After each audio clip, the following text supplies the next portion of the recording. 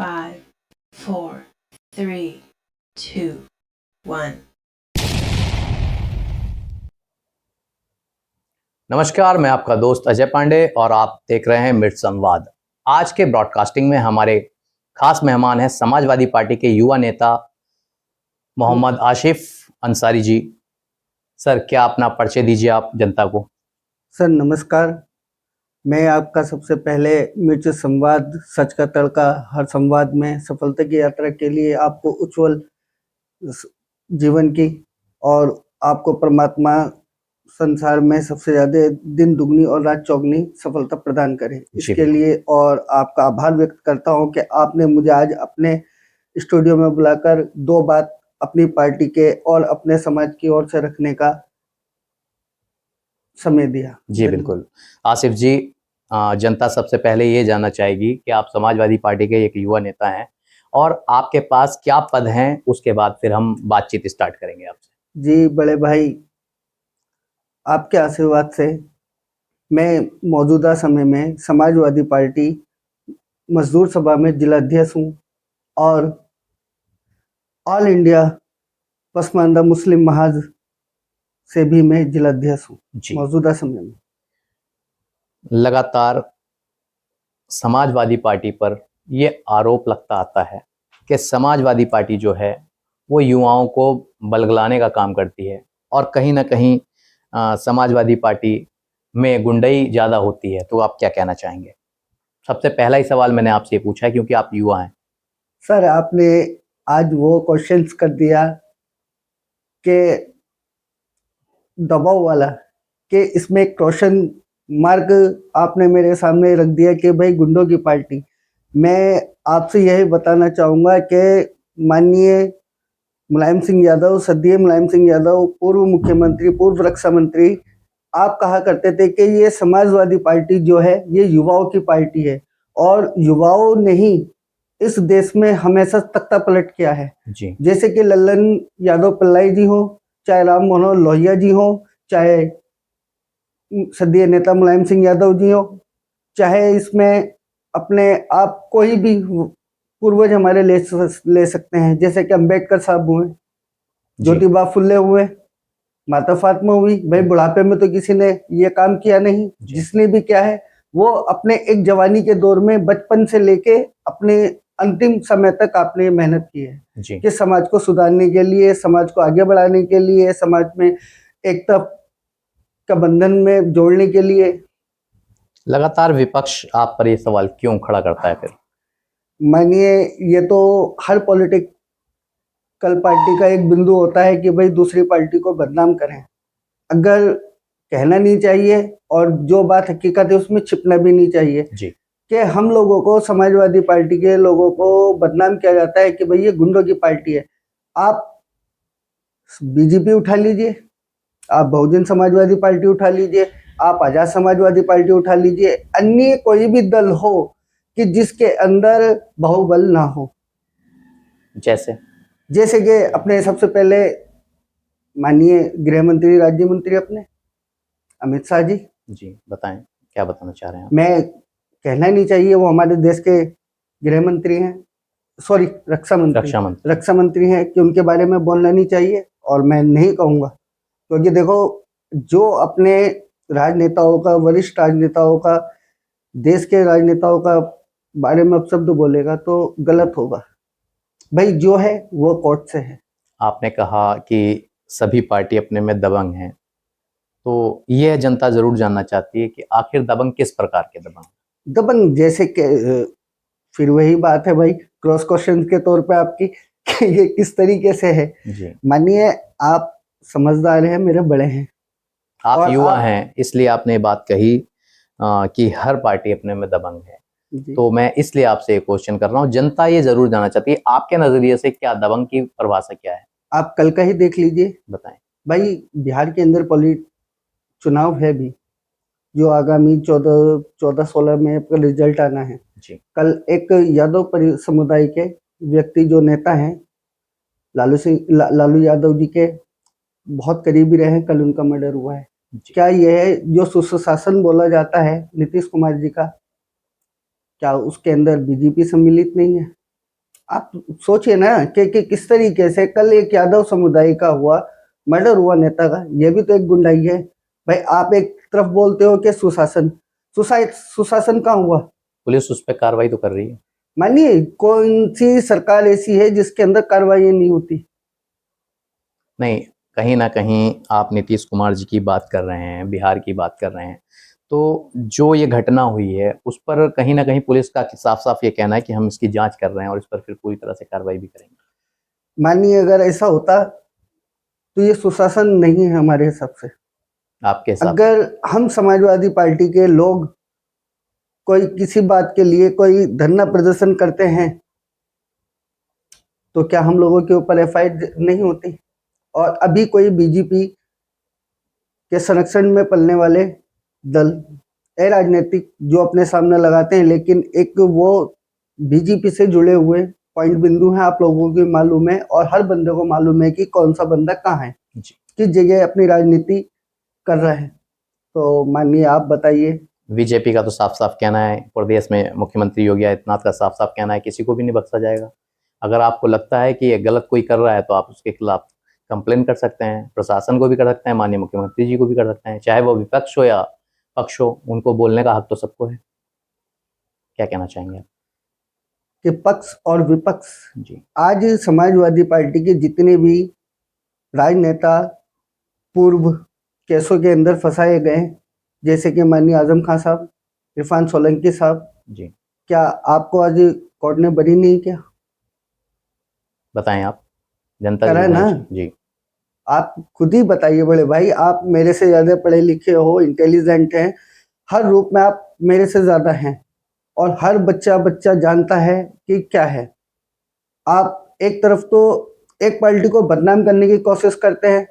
आप खुद सोचिएगा कि मैं कौन से केस में कहां से मैंने अपने ऊपर से लगे हुए केस, जो माननीय मुख्यमंत्री साहब हैं हमारे श्री योगी आदित्यनाथ जी, क्या आपके ऊपर केस नहीं थे? क्या आपको बरी किया गया? देखिए, आपने खुद अपने ऊपर लगे हुए केस वापसी लिए। आपको सरकार ने सुप्रीम कोर्ट से रहना हो के आप सरकार में आने के बाद अपने ऊपर से केस। इरफान सोलंकी जी की बात की जाए तो कहीं वो बरी नहीं हुए, अभी उनको वहां से आपको भी पता होगा कि न्यायालय से उनको जमानत मिली है, रिलीफ मिली। तो ये तो अभी जांच का विषय है और सीधे बात सबूतों के आधार पे जो भी अदालत माननीय न्यायालय उसमें आदेश देगा वो सबको मानना पड़ेगा। पर हम ये नहीं कह सकते कि वो निर्दोष हैं या दोषी हैं, क्योंकि हम नहीं कह सकते हैं। पर आपने कहा कि बरी किया है, तो बरी अभी नहीं हुए हैं, वो रिलीफ मिला है। जी, रिलीफ मिला। माननीय आजम खान जी की बात करें तो आप उन पे भी तमाम मुकदमे हैं जिनमें उनको जमानत मिली है और कई मुकदमे हैं जिन पर अभी विवेचना चल रही है लगातार, आप भी जान रहे हैं। रही बात, आपने कहा कि माननीय मुख्यमंत्री जी ने स्वयं इस बात को कि अपनी सरकार में आपने कहा कि उन्होंने वापस लिए हैं, तो अगर ऐसा कुछ है तो आप लोग पिटीशन डालिए, आप लोग क्यों चुप बैठे हैं? माननीय कोई भी समाजवादी पार्टी हो या अन्य विपक्ष की पार्टी हो, कब नहीं बोलती। क्या समाजवादी ने अपने टाइम पर अपने केस वापस नहीं लिए हैं? मेरे हिसाब से नहीं लिए। जो मेरी पास नॉलेज है, मुझे नहीं मालूम कि समाजवादी के पार्टी ने शायद अपना कोई लिया हो, क्योंकि जितना मेरा राजनीतिक जीवन है मैं इतने ही बात बता पाऊंगा भाई। जी, आपको लगता है कि समाजवादी के टाइम पर कोई दंगा नहीं हुआ, कुछ नहीं हुआ, ऐसा कुछ लगता है आपको? बड़े भाई, कोई भी सरकार हो, चाहे बीजेपी हो, चाहे बसपा का काल हो या अन्य किसी भी दल का राज हो, शासन हो प्रदेश में, भाई कुछ ना कुछ छोटी बड़ी घटनाएं होती रहती हैं। ये मानते हैं आप कि कोई ना कोई घटना होती रहती है, और जिसमें राय को पहाड़ ही बनाया जाता है और कुछ नहीं। क्योंकि जो असामाजिक तत्व होते हैं वो किसी पार्टी, किसी धर्म से ताल्लुक नहीं रखते। मैं आपसे यही सवाल करूंगा फिर से एक बार, आप युवा हैं, आपने समाजवादी को चुना, पहले मैं आपसे यही पूछ लेता हूं कि आपने समाजवादी क्यों चुना? जी, समाजवादी पार्टी चुनने का सबसे बेहतर ऑप्शन शायद इस समाज के अंदर किसी अन्य दल में हो।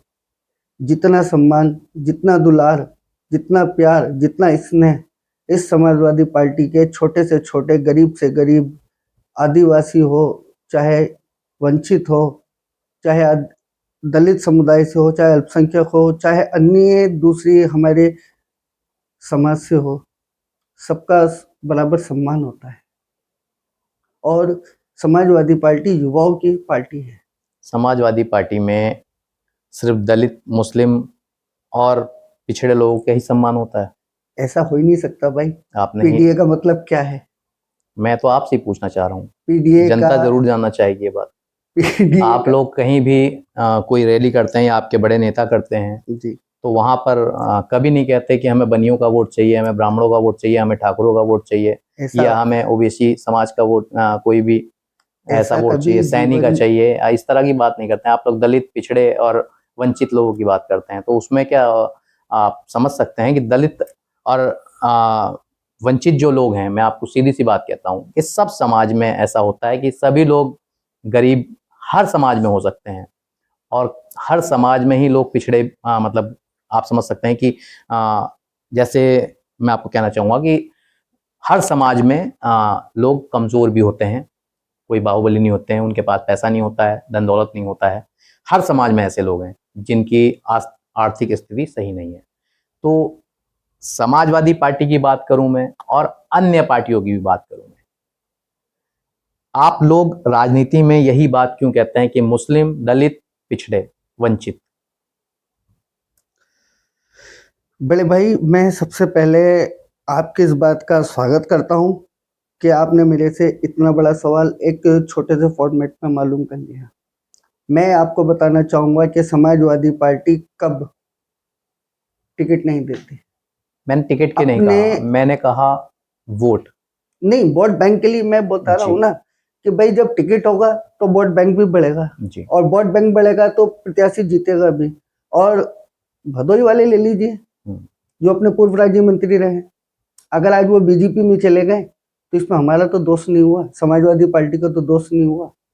कुछ तो होगा जो वो छोड़ दिया उन्होंने समाजवादी। मेरे भाई, ये सत्ता बहुत बुरी चीज है। ये सत्ता की कुर्सी जो होती है ना, ये बहुत बड़ा लालच है इस संसार के अंदर। सबसे बड़ी बात यही है।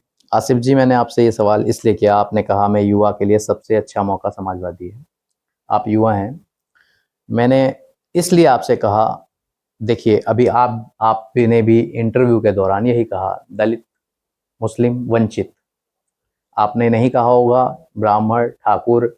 या मैं एक बात कहना चाहता हूँ, ये मैं अब सीधी सी बात है, हमारा चैनल इस बात की नहीं, मैं जनता के लिए पूछना चाहता हूँ कि जब आप सब पार्टी ये कहते हैं कि सब समाज एक है, और सब आप लोग देखिए राजनेता सभी समाज को एक मानता है, जब राजनेता ही इस बात की तुलना लगातार कर रहा है तो ये भेदभाव कैसे खत्म होगा?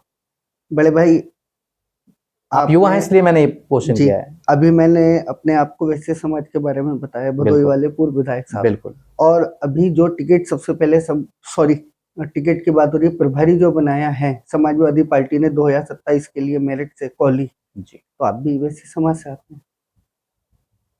मैंने अब भी वोट की बात कही, ये बात क्यों नहीं आती है? नहीं, मैं बता रहा हूँ ना आपको, जब आप कह रहे हैं ना, अभी जो हमारा समाजवादी पार्टी का एक सम्मेलन हुआ है और जो मौजूदा होने वाला है आने वाले समय में 10 या 5 दिन या 2 4 5 10 दिन के अंदर सम्मेलन है अपना पश्चिम उत्तर प्रदेश के अंदर, जिसमें माननीय राष्ट्रीय अध्यक्ष अखिलेश यादव जी भी आने हैं।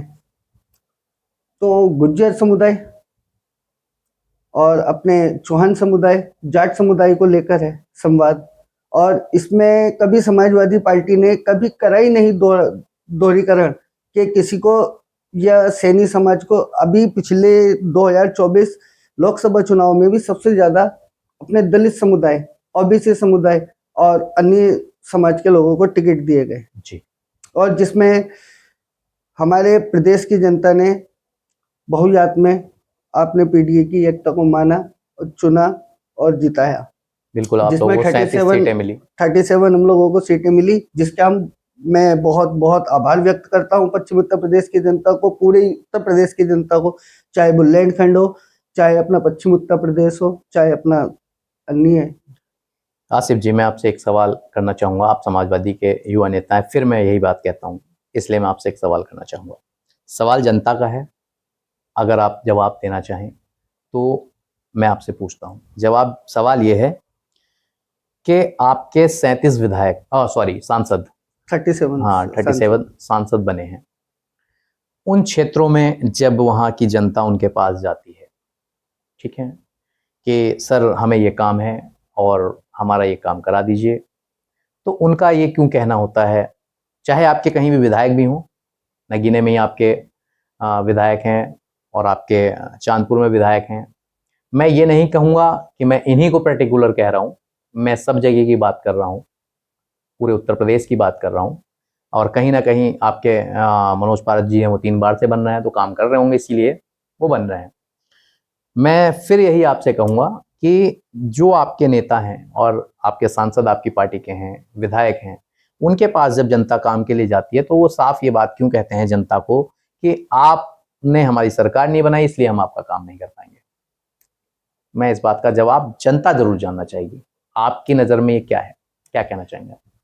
बड़े भाई, आपने मेरे से सवाल किया है कि भाई मौजूदा विधायकों के बारे में, जी, मौजूदा चाहे विधायक और और या सांसद। सांसद हो। जी बड़े भाई, आप भी भली बात ही जानते हैं कि जिसकी सरकार होती है, जैसे कि कहावत है कि जिसकी लाठी उसकी भैंस। भाई, अगर हम लोग सरकार के अंदर होते तो आज ये दिन देखने न पड़ते कि आप मेरे से ये क्रॉस क्वेश्चन करते हैं। और क्रॉस क्वेश्चन के साथ में अच्छा भी है कि हम लोगों के कार्य करे हुए हम लोग दोहरा सकें कि भाई आप समाजवादी पार्टी की सरकार में देखिएगा, और आज के आप देख लीजिए। उदाहरण के तौर पे मैं ये कहना चाहूँगा कि समाजवादी पार्टी ने, अब जिस रोड से मैं आया हूँ धामपुर से नगीना होते हुए, ये किसकी देन है? आप बताएं। ये समाजवादी पार्टी की देन है। सही हुआ। फिर आपका फायर ब्रिगेड है धामपुर के अंदर या अन्य जगहों पर, कस्तूरबा गांधी है, कॉलेज है। मैंने आप शायद आपने सवाल नहीं सुना, मैंने विकास के बारे में नहीं कहा, विकास तो लगातार करते हैं।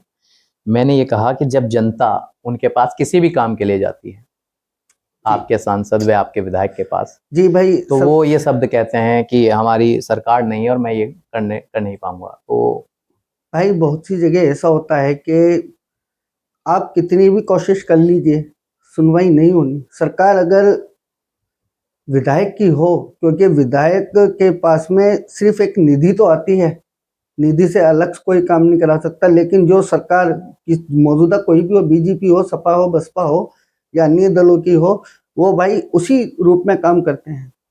अगर आज समाजवादी पार्टी होती सत्ता के अंदर और समाजवादी पार्टी का कोई बंदा या अन्य किसी भी समुदाय या अन्य पार्टी का कोई बंदा जाए, तो ना होने का तो सवाल ही नहीं कि भाई हम नहीं सुनेंगे तो कौन सुनेगा।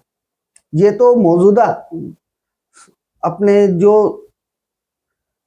सांसद गण है उनको सोचना चाहिए और कहना नहीं चाहिए कि भाई सरकार किसी की भी हो, लेकिन सरकार किसकी है? सरकार आम जनता की है। भारतीय जनता पार्टी सरकार में है, केंद्र में भी है और राज्य में भी है। जी कहीं ना कहीं आप लोग भी एक बात कहते हैं कि सवाल उनसे क्यों नहीं पूछे जाते हैं। जी। मैं आपको बता दूं, कोई भी भारतीय जनता पार्टी का हमारे पास कोई नेता आएगा तो हम ये सवाल जरूर करेंगे उनसे। जी। फिर संवाद ये क्वेश्चन जरूर करेगा कि आपने क्या विकास किया है, और समाजवादी पार्टी लगातार आप पर क्यों ये कहती है कि आप लोग जो हैं वो हमें कार्य नहीं करने देते। ये आपका कहना है ना साफ साफ कि भाई सरकार जब नहीं, किसी की सरकार नहीं होती है तो उनको काम करने में निधि जो सरकार की होती है उसी अनुरूप चलना होता है। ये आपका साफ कहना है ना? जी। बिल्कुल। भारतीय जनता पार्टी के कोई भी नेता हमारे पास इंटरव्यू के लिए आएंगे तो मैं ये सवाल जरूर करूंगा। फिलहाल आपसे एक क्वेश्चन है जनता का, समाजवादी पार्टी की आगे की क्या रणनीति है? समाजवादी पार्टी के बच्चे बच्चे की, बूढ़े बूढ़े की, महिला महिला की, क्योंकि महिला जो है आधी आबादी है और मातृशक्ति है, और सभी का एक ही मोटिव है, एक ही परमात्मा से दुआ है कि परमात्मा आपने चाहा तो 2027 में 1101% समाजवादी पार्टी दोबारा रिटर्न आएगी और माननीय स्वर्गीय सदीय नेता मुलायम सिंह जी के सपनों को पूरा करेगी। और अम्बेडकरवादी होते हुए, लल्लन पिल्लाई होते हुए, राम मनोहर लोहिया जी के सिद्धांतों पे चलते हुए अखिलेश यादव और माननीय आजम खान साहब, माननीय शिवपाल यादव जी के सानिध्य में आपके आशीर्वाद से जरूर 1101% सरकार बनने जा रही है। आप लोगों ने गठबंधन किया है, पीडीए का नारा लगाया है। जी। तो क्या लगता है आने वाले इस चुनाव 2027 में आप किस तरह से, कांग्रेस भी हुई और अन्य दल भी हुए, उनके साथ किस तरह से लड़ना पसंद करेंगे? भाई, बड़े भाई छोटे भाई की भूमिका में ये इंडिया गठबंधन चल रहा है, और यही जिस तरीके से 2024 लोकसभा चुनाव के अंदर एक धागे धागे के अंदर फ्लोकर माननीय अखिलेश भैया, राष्ट्रीय अध्यक्ष अखिलेश भैया जी ने इस कारवां को आगे बढ़ाया है, उसी प्रकार हम लोग छोटे भाइयों की भूमिका निभाते हुए, क्योंकि बड़े भाई तो हमारे अखिलेश यादव जी हैं और राहुल भैया हैं, जो आपके आदेश होंगे हम उसको पूरा करने के लिए तन मन धन से साथ में रहेंगे। आप धामपुर क्षेत्र में रहते हैं जी। क्या लगता है आपको धामपुर क्षेत्र में कहीं विकास हुआ है? वहाँ के विधायक अशोक राणा जी हैं और कहीं ना कहीं लोकसभा के सांसद चंद्रशेखर आजाद हैं इस टाइम, तो क्या कहना चाहेंगे आप? बड़े भाई, मेरे हिसाब से कोई काम नहीं हुआ। आप 3 से 4 दिन, शायद 2 या 3-4 कुछ दिन हुए हैं, अभी बड़ी मंडी के अंदर ही भाजपा के लोग भाजपाइयों के ऊपर आग बबूला है, जो सारी न्यूज़ के अंदर है। ऐसा कोई काम नहीं है जो भाजपा की सरकार में हो रहा हो कि भाई हमारे नेता हैं हमारे, क्योंकि कहीं का भी नेता हो, किसी भी पार्टी से हो, लेकिन वो अपने ही नेता बोले जाते हैं। कोई हमारी कोई सामाजिक या वैचारिक लड़ाई है, सामाजिक कोई लड़ाई नहीं है। भाई आप हो तो हमारे आदर्श हैं, आप हमारे नेता हैं, हमारे क्षेत्र के विधायक हैं। और मैं तो ये सीधे सीधे एक बात भैया बोलता हूँ कि भाई अगर आप 10 साल में इतना नहीं कर पाए, मैं उंगलियों पर गिनवा सकता हूँ, पॉइंट टू पॉइंट बता सकता हूँ कि समाजवादी पार्टी सरकार में जब माननीय मंत्री मूलचंद चौहान जी धामपुर से विधायक बने हैं, आपने क्या क्या विकास कराया है। आप भाजपा के किसी नेता को आमने बिठा दीजिए, सामने बिठा दीजिए, अगर वो इतने काम गिना दें, या मैं कहना चाहूंगा कि इतने काम आप मनोज पारा जी के गिना दें जितने आप मनोज पारा जी ने नगीना विधानसभा के अंदर किए हैं, या आप हाजी तस्लीम साहब के कार्य गिनाने पाए, तो एक भी भाजपा का विधायक इन लोगों का मुकाबला नहीं कर पाएगा। बड़े भाई, आपके जनपद, मैंने वही बात कही, जनपद में आपके समाजवादी पार्टी के लगभग 4 से 5 विधायक हैं। 4 विधायक हैं। चांदपुर, नजीबाबाद, धामपुर, धामपुर नहीं, सॉरी, नजीबाबाद, नगीना, नूरपुर, ये 4 विधायक। बिल्कुल।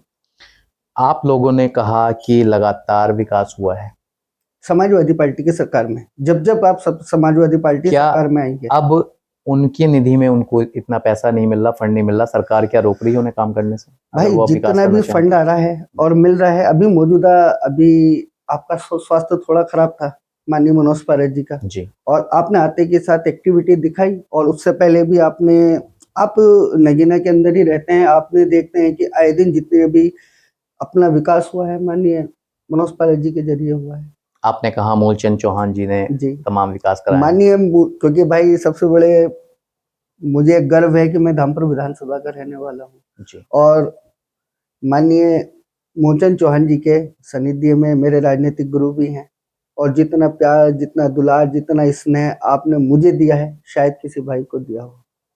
आपने मेरी छोटी छोटी गलतियां माफ की हैं और मुझे आगे बढ़ाने का काम किया है, और ये आप ही का आशीर्वाद है मेरे ऊपर, मेरे राजनीतिक गुरु माननीय मूलचंद चौहान जी का, कि आज मैं आपके सामने इतनी बात बोल पा रहा हूँ।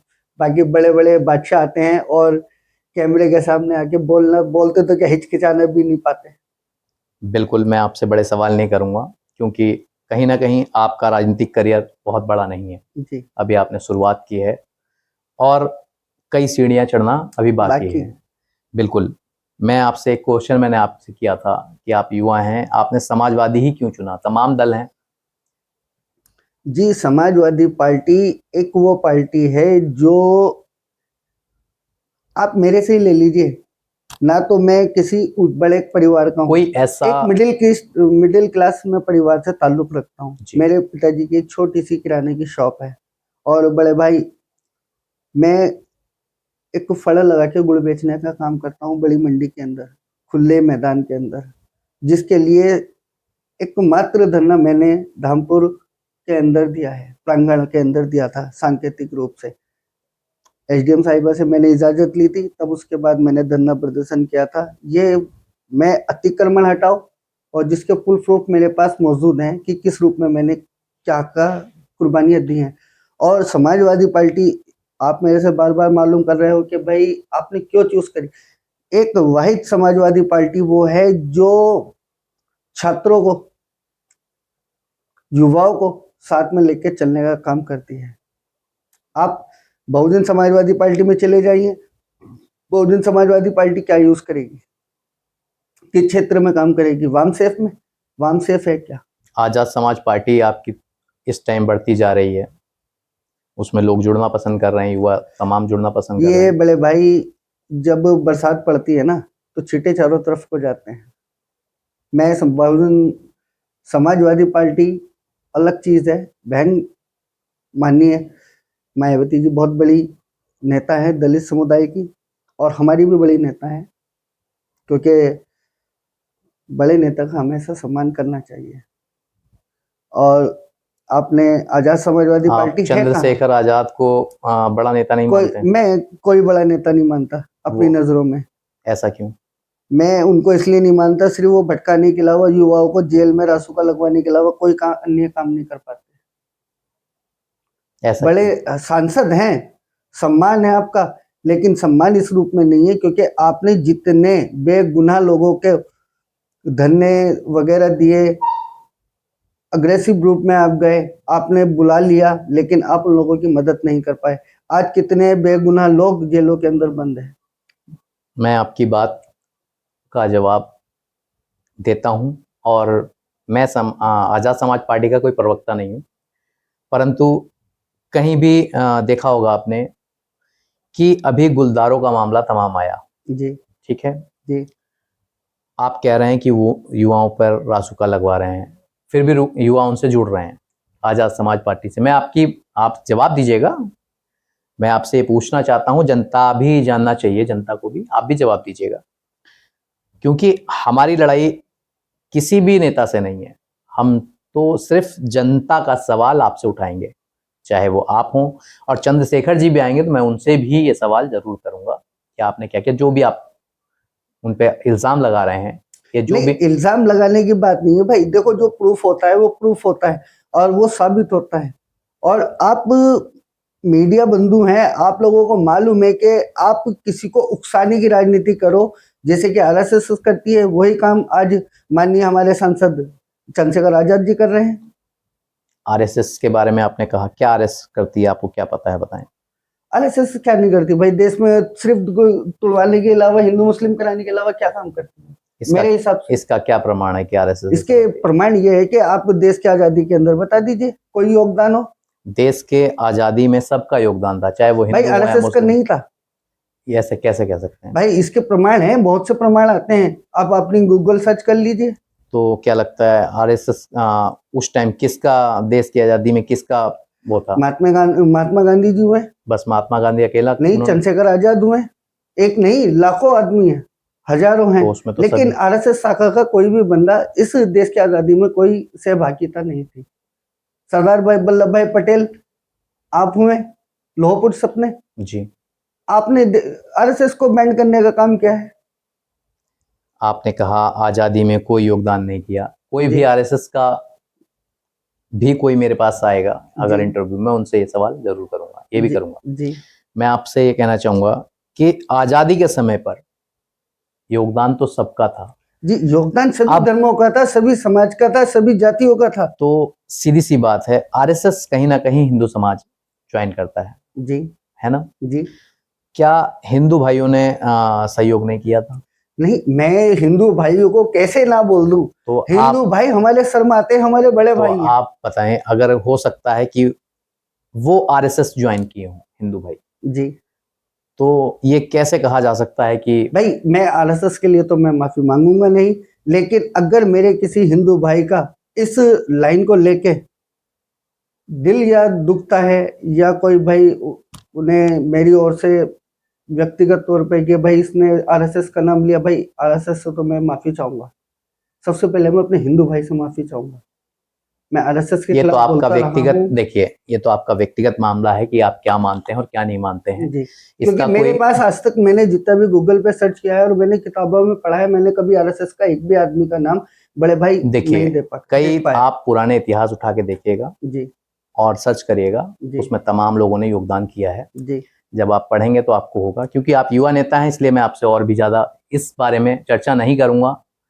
आप इसकी जानकारी लीजिए, नहीं, जितना और मैं आपके मैंने समाजवादी पार्टी के कोई बड़े नेता कभी बैठेंगे मेरे सामने तो मैं उनसे भी सवाल करूंगा। जी अब आइए हम फिर से एक बार आपकी ज़िंदगी पर आते हैं। जी आपने कहा कि मैं एक छोटे से परिवार से था और गुड़ का एक मैं फंड लगाता फड़ था, अभी लगाता मैंने था। बंद कर रखा है। जी, अभी मैं पिताजी के साथ में और 2027 की तैयारी में लगा हुआ हूँ और अपने समाज को एकजुट करने में, और कि भाई किस तरीके से समाजवादी पार्टी को एक मजबूत तरीके से जनता के बीच में लाया जाए और चुनाव जीता जाए। परिवार का रोजगार के लिए आप क्या करते हैं? भाई अभी सिर्फ छोटा सा है कि मैं पिताजी के नीचे रह के काम करता हूँ। अपना परिवार चलाते हैं। जी, अपनी जीविका चल रही है, जैसे भी छोटा मोटा काम करके अपनी हो जाती है। अखिलेश भैया से मिले हैं? अखिलेश भैया जी से मैं कन्नौज में मिला हूँ और राष्ट्रीय कार्यालय अपना लखनऊ। क्या कहा उन्होंने?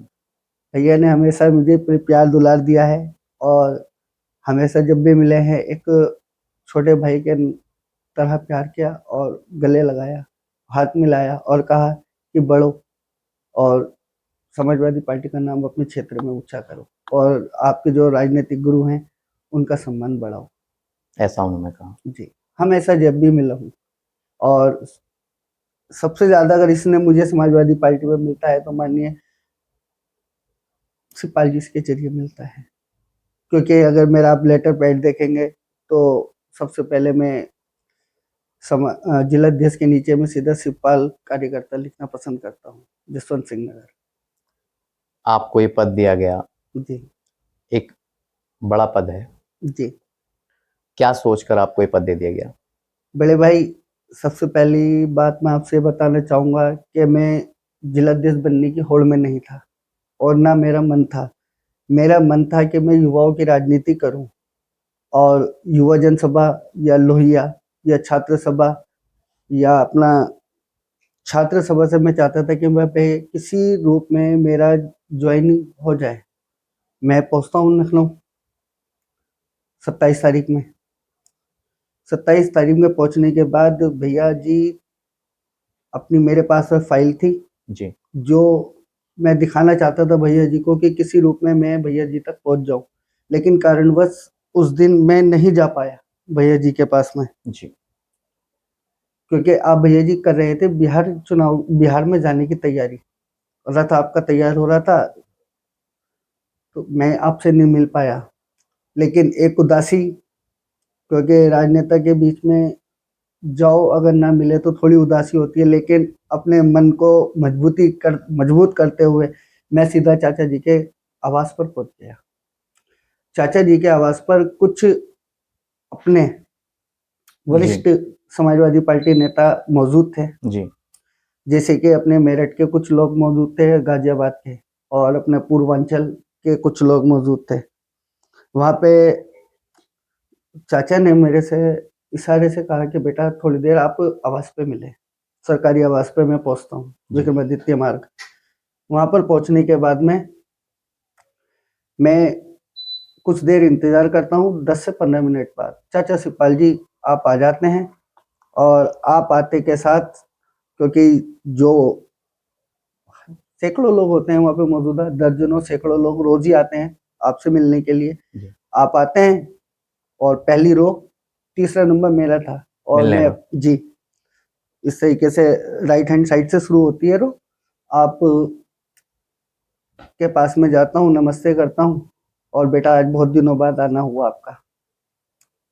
मैंने चाचा जी को नमस्ते करने के बाद कहा, मैं चाचा जी सब आपका आशीर्वाद है, जब आपका बुलावा होएगा आ जाऊंगा, मैं आपसे मिलता हूँ। कि बेटा आना कैसे हुआ ये तो बताओ। मैंने कहा चाचा जी बस ये कि छोटी सी रिक्वायरमेंट थी कि आपका इसने मुझे प्यार मिल जाए।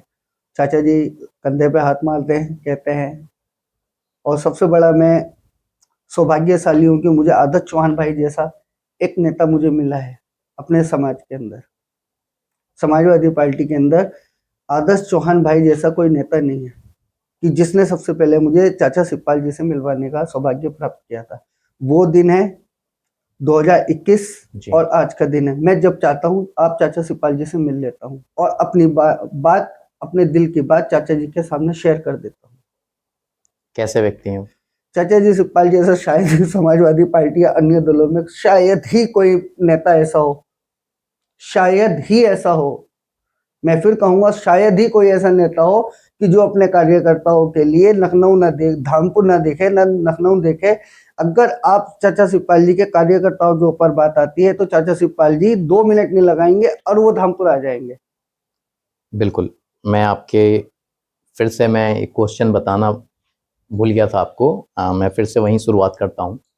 बात चंद्रशेखर जी की थी कि आपने कहा कि वो युवाओं को कहीं ना बरगलाने कहीं का काम करते बलगलाने का हैं। काम करते हैं, अब भी आप यही कह रहे हैं, जी और विकास नहीं किया। देखिए मैं जी आपको बताऊं, गुलदार का भी जो वाकया हुआ, आपने देखा होगा, कभी कोई सांसद किसी के यहाँ जाकर सोया है? मानी भाई, बड़े भाई, हम्म, आप चंद्रशेखर नामल जी का नाम ले रहे हो भाई, मानता हूं कि मेरे आदर्श हैं भाई, दलित हैं तो मेरे तो आदर्श होंगे ही ना, मेरे सांसद हैं तो आदर्श तो है ना।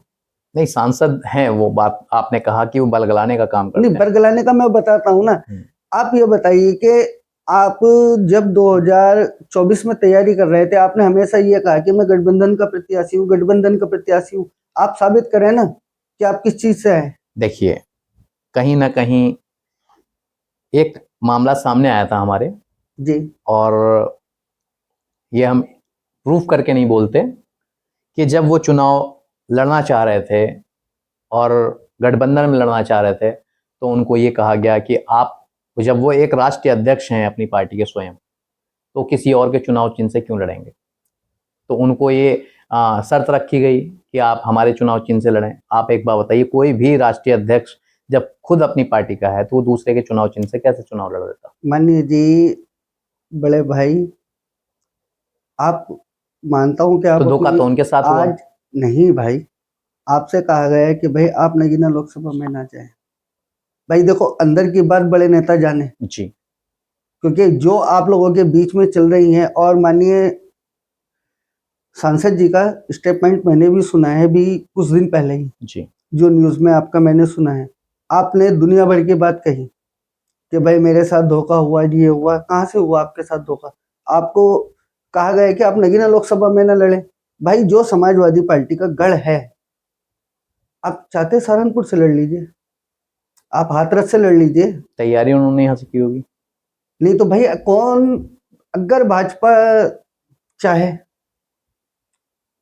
अगर भाजपा, या अगर मैं, आप तैयारी कर रहे हो, मैं भी तैयारी कर रहा हूँ, थर्ड पर्सन भैया भी तैयारी कर रहे हैं, तो भाई मिलना तो एक ही को है ना। ये नहीं कि जज साहब ने अपनी तैयारी नहीं की, आपसे पहले तो मनोज पारस जी अपनी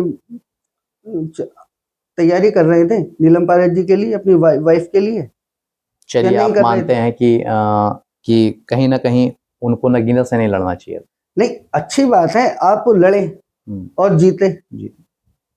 मैं बुरा नहीं मानता कि आप जीत क्यों गए, लेकिन यह है कि हम लोगों के ऊपर ठेस पहुंची, जो आपने बरगलाने का काम किया युवाओं को, मुस्लिम समाज में, दलित समुदाय के लोगों को।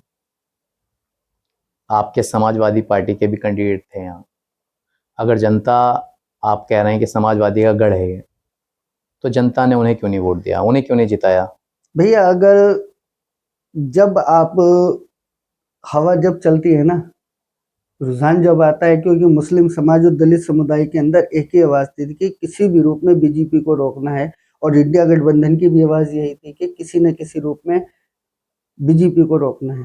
और ये रोकने का काम दलित समुदाय के भाइयों ने और मुस्लिम समाज के और अन्य समाज के लोगों ने और भाइयों ने, बंधुओं ने, कुछ सामने फ्रंट पे आके वोट किए हैं, कुछ छिपके वोट किए हैं। बिल्कुल। चलिए, आपने बीजेपी को तो हराया जी, वो चाहे चंद्रशेखर जी ने हराया जी, या फिर आपने जी, हराया, इसके लिए बधाई के पात्र हैं। बिल्कुल ठीक है।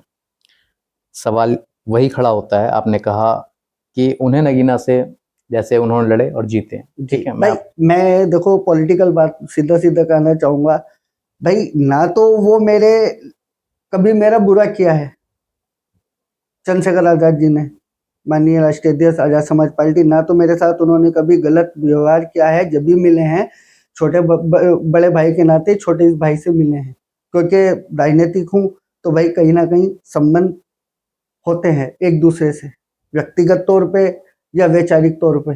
भाई आप माननीय अम्बेडकर जी को मानने वाले हैं, आप माननीय बहन जी को मानने वाले हैं, मैं भी बहन जी को मानने वाला हूँ, मैं भी अम्बेडकर जी को मानने वाला हूँ। आपका व्यक्तिगत संबंध है जी, पर मैंने आपको समाजवादी की बात कही तो मैं इसलिए सवाल कर रहा हूँ आपसे कि आप समाजवादी के नेता हैं, आप पे पद है जी, एक अच्छा, और मैं इसलिए जनता जरूर जानना चाहेगी, जनता को ये बात जरूर पता होना चाहिए, समाजवादी पार्टी आप मानते हैं कि बड़ी पार्टी है?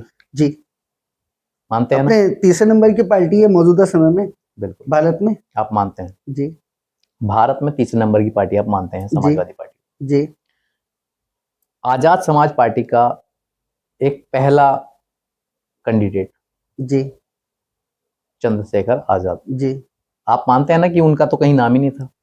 जी, बहुत बड़ी पार्टी नहीं थी, जी, छोटी सी पार्टी थी। जी, तो बिजनौर की जनता ने, जो कि नगीना की जनता मैं मानता हूँ, लोकसभा क्षेत्र का, लोकसभा का चुनाव हुआ और भारतीय जनता पार्टी भी लड़ी, समाजवादी पार्टी भी लड़ी और सभी दल लड़े। तो जिस व्यक्ति का कहीं कोई पहचान ही नहीं है, आप मानते हैं कि समाजवादी पार्टी का गढ़ भी है ये, तब भी यहाँ की जनता ने आजाद समाज पार्टी के उस युवा, जो 37 साल का एक युवा है, उनको यहाँ पर सांसद बना दिया। अब आप ये बताइए कि आप कैसे नहीं मानते हैं कि वो पार्टी, अब आप कह सकते हैं उन्होंने धोखा किसे दिया, किसको क्या दिया, वो तो भाई वही दो लोग जानते होंगे, बड़े नेता जो हैं, जैसे आपके अखिलेश यादव जी हो गए या खुद चंद्रशेखर जी हो गए या अन्य आपके राहुल गांधी जी हो गए, ये स्वयं जानते होंगे किसने किसको धोखा दिया, क्या है क्या नहीं। परंतु आप ये तो मानते हैं कि आपने कहा कि समाजवादी बड़ी पार्टी है, तो आज के समय में आजाद समाज पार्टी को भी हम छोटा पार्टी नहीं मान सकते, क्योंकि मैं आपसे ये जानना चाहूंगा और जनता भी जानना चाहेगी, आज आजाद समाज पार्टी से कहीं ना कहीं पश्चिमी उत्तर प्रदेश में लोग जुड़ रहे हैं, और आप देख सकते हैं कि बिहार में भी गठबंधन जब हुआ है, मैं बिहार के चुनाव की बात करूंगा, तो ओवैसी साहब और आपके चंद्रशेखर जब वहां पहुंचे और स्वामी प्रसाद मौर्य ने, वहां पर तीनों ने गठबंधन किया और आपकी भी वहां पीडीए की लड़ाई, आप लोग लालू जी की पार्टी से जुड़े हुए हैं, तेजस्वी यादव से जुड़े हुए हैं, 8 पार्टियों का गठबंधन है, महागठबंधन, बिल्कुल महागठबंधन है। तो क्या लगता है आपको कि ये वहां पहुंचे हैं, 100 सीटों पर लड़ रहे हैं, 25 सीटों पे आजाद समाज पार्टी, 35 सीटों पे ओबीसी साहब, बाकी अन्य लोग, स्वामी प्रसाद मौर्य भी लड़ रहे हैं, और भी कई छोटे छोटे दल हैं जो उनके साथ लड़ने को तैयार है, तो उनके लड़ने से क्या लगता है आपको, किसको नुकसान है और किसको फायदा? क्या सुशासन जिनकी सरकार आप बता रहे हैं नीतीश कुमार जी की, उनको नुकसान है या उनको फायदा है? मैं आपसे पूछ रहा हूं। बड़े भाई, मैं आपसे ये बताना चाहूंगा, आप मेरे बड़े हैं और आपने सबसे पहले जो पहली सीट पर किसी ने अगर बीजेपी को समर्थन दिया है वो आजाद समाजवादी पार्टी है। अगर मैं गलत हूं तो सर मेरा, जूता आपका। कहाँ समर्थन दिया उन्होंने? बिहार के अंदर एक सीट पर। कहाँ समर्थन दे दिया? बिहार के अंदर दिया है। मेरे पास, मैं आपको वीडियो सेंड कर दूंगा पर्सनली तौर पर, अगर नहीं हो, और उसमें अगर उनके जिला अध्यक्ष और प्रदेश अध्यक्ष ना बोल रहे हो कि भाई हम बीजेपी को समर्थन देते हैं, जो आप सजा देना चाहते हैं। आपकी कहानी है जी, बिहार चुनाव जी, सबसे पहले अगर किसी ने बीजेपी को सपोर्ट करी है, ये बिल्कुल तो आजाद समाजवादी पार्टी नहीं, मेरे सामने ये बात नहीं आई है और मैंने, हो सकता है कि वो न्यूज ना देखा हो जी, क्योंकि पॉलिटिकल बंदा अगर आज के दौर में अगर कहीं पर ध्यान दे रहा है तो बिहार चुनाव पे ध्यान दे रहा है। चलिए, अगर आजाद समाज पार्टी ने भाजपा को सपोर्ट भी किया तो कहीं ना कहीं तो आप पार्टी मानते हैं ना कि बड़ी पार्टी है? नहीं भैया, कहाँ है वो बड़ी पार्टी? नहीं है। बिहार में आप जाइए, आप राजस्थान देख लीजिए, आप गुजरात देख लीजिए, आप एमपी देख लीजिए, आप छत्तीसगढ़ देख लीजिए, जहां गए जमानत जब्त करा कराए। भारत के यूपी के अंदर लड़े हैं, अगर एक सीट जीतने से अगर इतने बड़े नेता हो जाए पार्टी तो हो गया बस काम। आप अन्य जगह की बात कर रहे हो, समाजवादी पार्टी और अन्य जगह पे तो समाजवादी पार्टी का भी जनाधार नहीं नहीं, है। कैसे नहीं है भैया? आप बताएं। महाराष्ट्र के अंदर जाइए, 2 सीटें हैं। और बताइए कहाँ है? एमपी में जाइए, गुजरात में जाइए। तो जब कहीं ना कहीं आजाद समाज पार्टी अपने पैर पसार रही है धीरे धीरे, तो आपको पता होगा माननीय नेताजी का बहुत बड़ा संघर्ष रहा। जी, माननीय नेताजी ने संघर्ष किया है, और जितना सम्मान आपने देने का काम किया है आम जनता को, शायद ही किसी ने दिया हो। जितना सैनिकों के लिए कर गए इस देश के आजाद देश होने के बाद में, शायद ही किसी नेता ने किया हो, या तो किसी पॉलिटिकल भाई ने सोचा हो, या नेता ने सोचा मैं हो। आपकी बात इसी बात पे आ रहा हूं कि माननीय नेताजी ने संघर्ष किया, आज पार्टी का वो रुतबा है, तो उस रुतबे के लिए काफी समय लगा। जी आजाद समाज पार्टी तो अभी नहीं है। जी, आने वाला वक्त कैसे आप कहना चाहेंगे? सबसे बड़ी बात तो मैं यही कहना चाहूंगा कि भाई आपको उज्जवल भविष्य की कामना करते हैं। भाई आज अगर दुश्मनी है तो कल दोस्ती भी हो सकती है राजनीतिक बिंदु पर।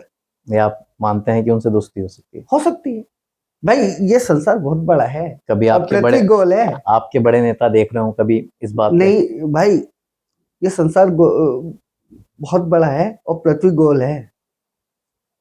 अब राजनीतिक विचार कहाँ टकरा जाए किसी का कोई नहीं बोल सकते, क्योंकि देखो वो राष्ट्रीय अध्यक्ष जी का काम है गठबंधन में ले या ना ले। क्या पता चंद्रशेखर जी गठबंधन ना करें? ऐसा मेरी नहीं भैया, दोबारा क्रॉस क्वेश्चन। जी, मैंने कहा क्या पता चंद्रशेखर जी ही इस मामले को ना करें। मैं आपसे वादा गठबंधन करके ना जाता हूँ कि अपनी लाइफ में मैं कभी आजाद समाजवादी पार्टी को वोट नहीं दूंगा, और गठबंधन भी होता है। अगर गठबंधन भी होता है तो वोट नहीं मैं करेंगे। समाजवादी पार्टी को वोट देना पसंद करूंगा, लेकिन मैं आजाद समाज पार्टी को देना वोट पसंद नहीं करूंगा। ऐसा क्यों? भले भाई मैं उन्हें भाइयों की तरह मानता भी हूँ, लेकिन मेरे विचार समाजवादी पार्टी से मिलते हैं, अन्य किसी दल से नहीं मिल पाते। जी, क्योंकि समाजवादी पार्टी के हर बंदे ने अपनी जी तोड़ मेहनत की है, चाहे वो बसपा हो, चाहे आजाद समाजवादी पार्टी का भी पूर्व में जो चुनाव हुए थे, उपचुनाव जी। मीरापुर वगैरह, वहां पे हमने दिन रात मेहनत करके लोगों को जिताने का काम किया, चाहे आरएलडी हमारे गठबंधन में रही हो। लेकिन आज तक हम समाजवादी पार्टी के वर्कर जितना अग्रेसिव होकर राजनीति करते हैं और मदद करते हैं अपनी तन से, मन से, धन से, उस प्रकार अन्य पार्टियों के नेता हम लोगों की मदद नहीं कर पाते। मैं आपसे ये जानना चाहूँगा, जनता भी जानना चाहेगी, आपने कहा कि समाजवादी पार्टी युवाओं को मौका देती है। जी, और देखें ना, अभी रागिनी सोनकर जी हैं, जी, वर्तमान विधायक, आज अंकिता भारती हैं, शुक्ला जी हैं, और गरीब तबके से अपने चित्रकूट वाले हो गए विधायक जी, जिनके पास आज भी टूटी फूटी चप्पल होती है, ग्रीन कलर का कुर्ता पजामा पहन के चलते हैं और अंगोछा बांध के चलते हैं व्हाइट कलर रेड कलर का। जी, इसी प्रकार से अपने ये हो गए बद्री जी, आजमगढ़ वाले, 9 बार के विधायक हैं वर्तमान। और क्या चाहिए? और कितनी इज्जत एमपी के अंदर देख लीजिए, 2007 एक आदिवासी गरीब बच्चे को, नेता को उठाकर आपने समाजवादी पार्टी से चुनाव लड़ाया, अपने पार्टी फंड से चुनाव लड़वाया आदरणीय अखिलेश भाई साहब जी ने, बड़े भाई। जनता ये जानना चाहेगी आप कितने भाई बहन हैं? और जी, हम 5 भाई बहन हैं, 2 बहनें हैं मेरी, 2 मेरे भाई थे, एक भाई मेरा एक्सपायर हो चुका है। क्या आप, जिस तरह से आपको समाजवादी पार्टी ने पद दिया है, कभी क्या लगता है कि आप कोई चुनाव भी लड़ेंगे? ये तो गर्भ में है, समय के गर्भ में है बड़े भाई। जब राजनीति आए हैं, करने उतरा हूँ, तो मन में हर किसी के ठसक होती है कि मैं भी एक सांसद बनूं, एक विधायक बनूं, या एक एमएलसी बन जाऊं, या कोई वार्ड मेंबर ही बन जाऊं। ये मेरा आपसे वादा है कि आने वाले समय में आपका छोटा भाई जरूर कुछ ना कुछ जरूर तैयारी करेगा।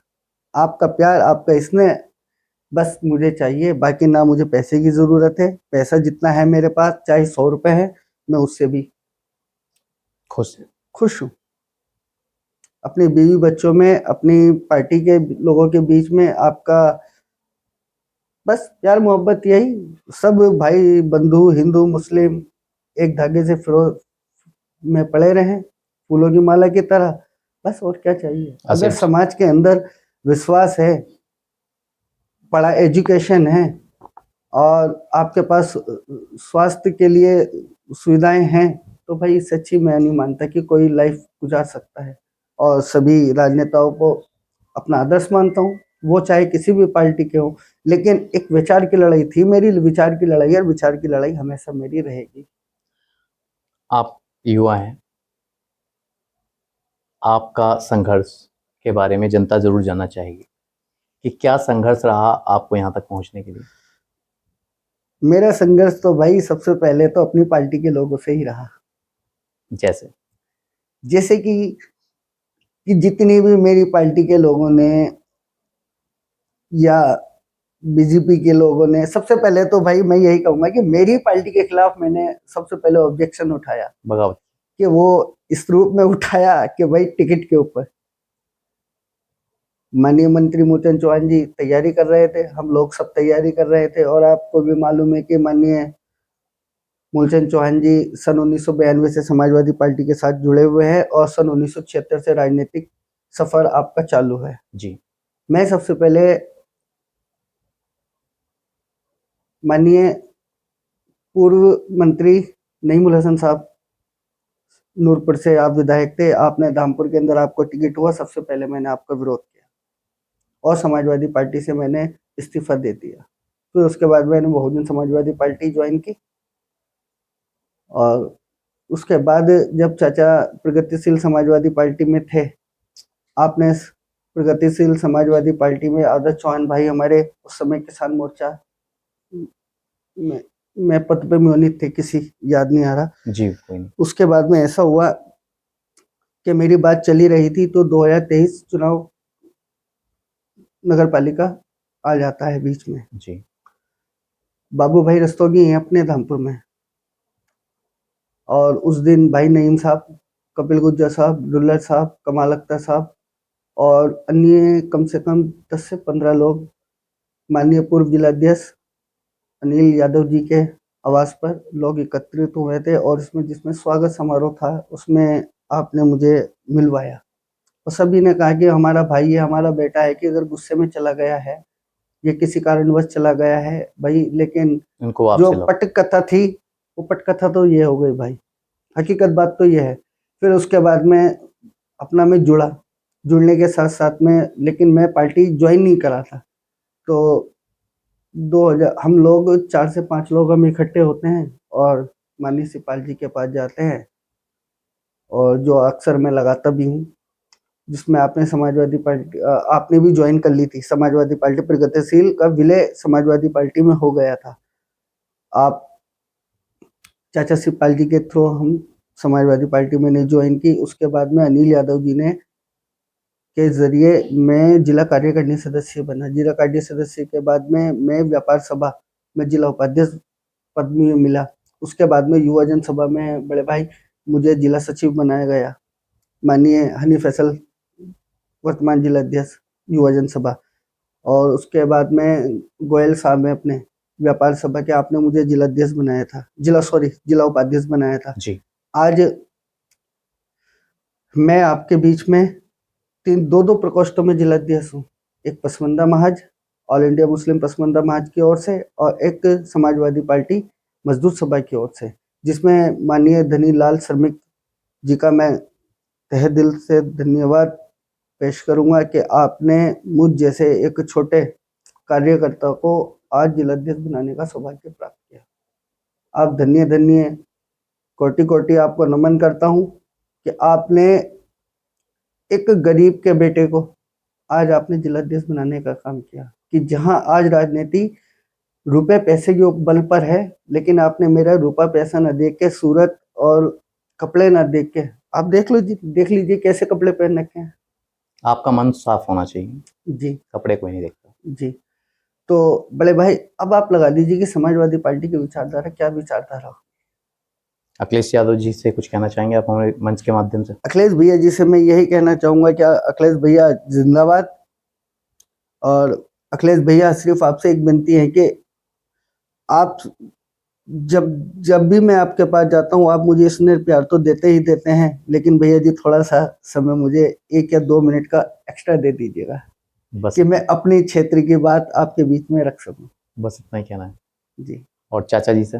चाचा जी से तो बस मिलता ही आशीर्वाद है। चाचा ने तो कभी खाली हाथ, जैसे कि किसी समाधि पे जाओ, किसी मज़ार पर जाओ, एक भगवान के दरबार में जाओ या खुदा के घर मस्जिद में जाओ, वहाँ से खाली हाथ नहीं लौटता। तो आज तक तो ऐसा नहीं हुआ कि मैं चाचा शिवपाल जी के दरबार में जाऊं और वहाँ से अपनी झोली भर के ना लाऊं। आप उनसे खुश हैं? मैं पूरी समाजवादी पार्टी से खुश हूँ भाई। मैं किसी राजनेता को बुरा कहना पसंद नहीं करता, लेकिन जब वो टॉपिक आता है तो बोलना भी पड़ता है। मूलचंद चौहान जी के बारे में कुछ कहना चाहेंगे? आप मेरे आदर्श थे, आदर्शों आदर्श रहोगे। अगर आप समाजवादी पार्टी में आए हो तो मैं आपको विश्वास दिलाता हूं कि 2027 में टिकट तो होगा ही होगा, परमात्मा ने चाहा तो जीत 1101% होगी।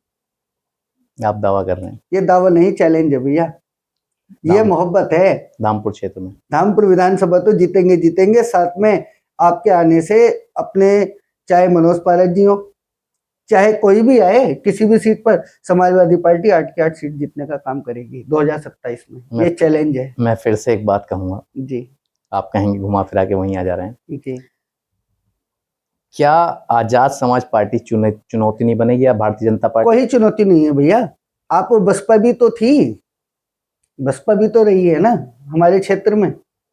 पहली बात तो सबसे बड़ी बसपा बात, का तो जनाधार था। नहीं जनाधार था तो भैया इसको तो जीरो से स्टार्ट करनी पड़ेगी। बसपा तो 40, 45, 50, 55 हजार वोट लिया करती थी हमेशा हर चुनाव में। युवा तो जुड़ रहे हैं।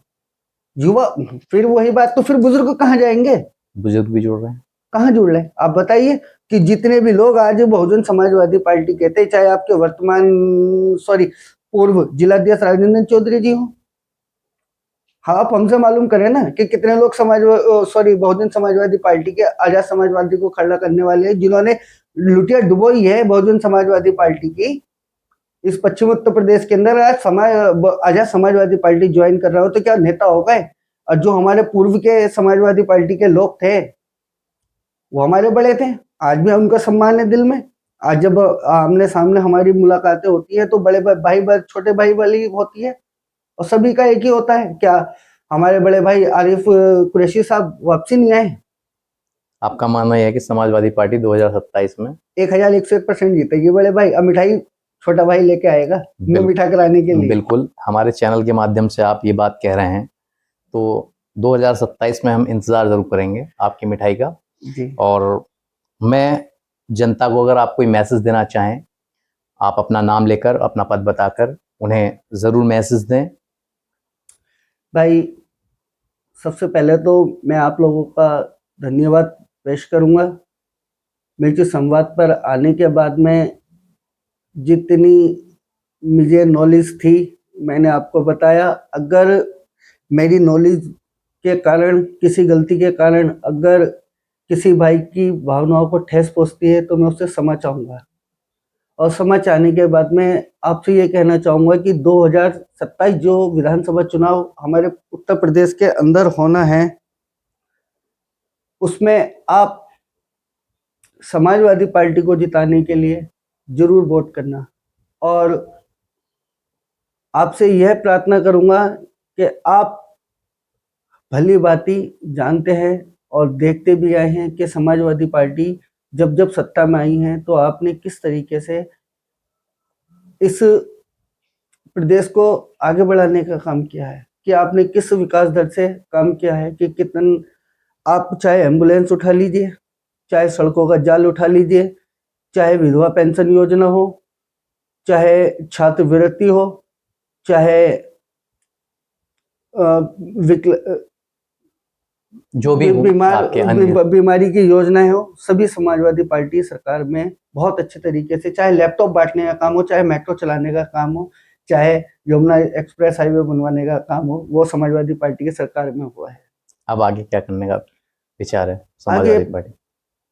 भैया जैसे जैसे समय बढ़ेगा उसी हिसाब से थोड़ी थोड़ी नॉलेज आती जाएगी और राजनीतिक विचारों की लड़ाई और आगे बढ़ेगी।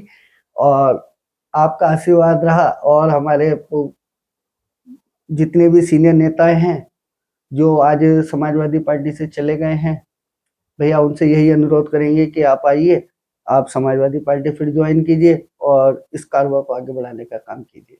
बिल्कुल, ये हमारे साथ युवा नेता मोहम्मद आसिफ जी, और इन्होंने ये कहा कि आने वाले चुनाव में जनता इनको सहयोग करे, और इन्होंने ये भी कहा, मेरा जो बिल्कुल संगठन है समाजवादी पार्टी, इसमें मजदूर सभा में आप जुड़ने का काम करें कि जितने भी भाई बंधु, क्योंकि मुझे भाई अभी कमेटी बनानी है, कुछ ही लोग मैं भी कमेटी से जोड़ पाया हूँ, जिला कार्यकारिणी मेरी है, उसमें नगर अध्यक्ष बनाने हैं, विधानसभा अध्यक्ष बनाने हैं, जिला महासचिव आदि बनाने हैं।